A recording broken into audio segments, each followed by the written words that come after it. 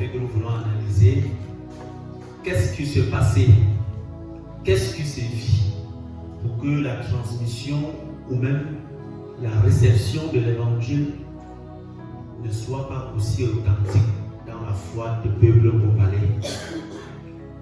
D'emblée, il y a 13 ans que nous avons été recrutés comme aide évangélique placée dans la paroisse de Kombo, puis à Bamitongo.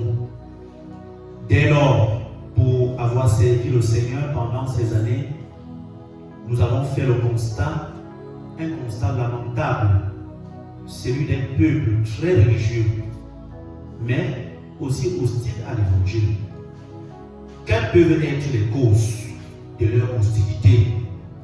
Répondre donc à cette question, nous allons analyser premièrement l'évangile dans le peuplement bafou, ensuite nous interroger sur les causes historiques et même actuelles ou de la non-réception de l'évangile de ce peuple.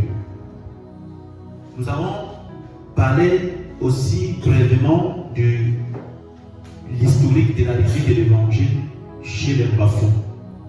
Selon quelques sources, l'évangile serait arrivé à Babadjou vers les années 1905 sous l'oreille du chef doyen dans le quartier de Bamedjinga, au lieu dit Zahamani Mango. Dès ses débuts, ceux qui ont reçu l'évangile, ses premiers disciples, vont avoir beaucoup de crainte. Ils vont se méfier parce que déjà pour quelque chose qu'ils recevaient pour leur première fois. Et lorsque nous regardons l'implantation de ici dans notre groupement Bafou, nous allons voir que les premières communautés vont être créées vers 1925. Et il s'agit des communautés de Balé, Bougamitomo et Bafemga. Tout cet historique nous révèle tout simplement que l'évangile serait arrivé un peu tardivement dans le groupement Bafou. Aussi des fidèles engagés, parmi lesquels un docteur en management venu pour apporter une lecture transversale et édifiante. Merci pour la parole donnée. Avant d'aborder le thème, la croix, le sceau de l'assurance et de l'affermissement pour cette évangélisation, je vais remercier les responsables du bon débat qui me donnent l'occasion de partager avec le corps du Christ. Ça permet de comprendre que l'unité que Dieu promeut dans sa parole est une réalité. Je suis d'autant plus content, je crois que c'est la deuxième fois que j'arrive par ici, bon pas comme vous, mais non, pas à Babadjou. Je disais au chauffeur qui m'a amené que j'ai l'impression que c'est très loin. Parce que la première voiture que j'ai négociée à Bouddha, j'ai dit que pas Babadjou. Et je savais que c'est pas faux pour ma carte. Que c'est Babadjou là-bas. Et quand il arrive, il dit que non, je laisse ça à Congo. Tellement à rouler que je lui ai encore appelé que je ne suis pas Babamenda. Nous allons parler de la croix. Le modérateur a dit que je suis enseignant, donc de temps en temps, il faut me rappeler que le temps arrive. Je peux parler beaucoup. La croix, c'est l'œuvre que Jésus a accomplie pour nous à Golgotha. Nous évangélisons beaucoup, donc je ne vais pas dire pourquoi Jésus est mort, ce que ça signifie, pourquoi il est ressuscité, ce que ça signifie. Mais nous allons mettre l'accent sur la vie pratique après l'évangélisation. Généralement, lorsque on descend sur le terrain, on évangélise.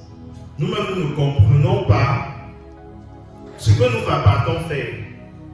La Bible nous dit dans Romains chapitre 1, verset 16, « Je n'ai point honte de l'évangile », c'est la suite qui est intéressante. C'est une puissance de Dieu pour le salut de quiconque croit. On dit une puissance. Je ne sais pas ce que vous entendez je ne sais pas ce que vous comprenez quand on dit puissance. Mais ce que moi je comprends quand on dit puissance, c'est quelque chose qui peut bousculer et enlever tout. ce qui est obstacle. Quand un bulldozer arrive, non, on ne peut pas, mais la puissance du bulldozer fait en sorte que même les rochers dégagent. Donc, le salut est une puissance pour celui qui croit.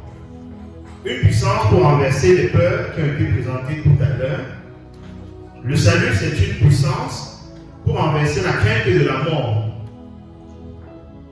L'évangile, merci, est une puissance pour renverser la crainte de la mort. L'évangile est une puissance pour le salut de celui qui croit. Est-ce que je crois que l'évangile est une puissance? Parce que la Bible dit dans Matthieu que votre lumière luise. Parce que les gens n'auront pas peur des marabouts tant qu'ils n'ont pas vu dans votre vie au quotidien que le Jésus dont vous prêchez tous les jours est plus fort. Et c'est là où notre évangile parfois est biaisé, parce qu'il est beaucoup plus théorique que pratique. Pas que nous devons aller attaquer, non, mais nous devons faire preuve d'une démonstration de puissance de l'évangile dans notre vie tous les jours. Nous allons prendre un deuxième texte.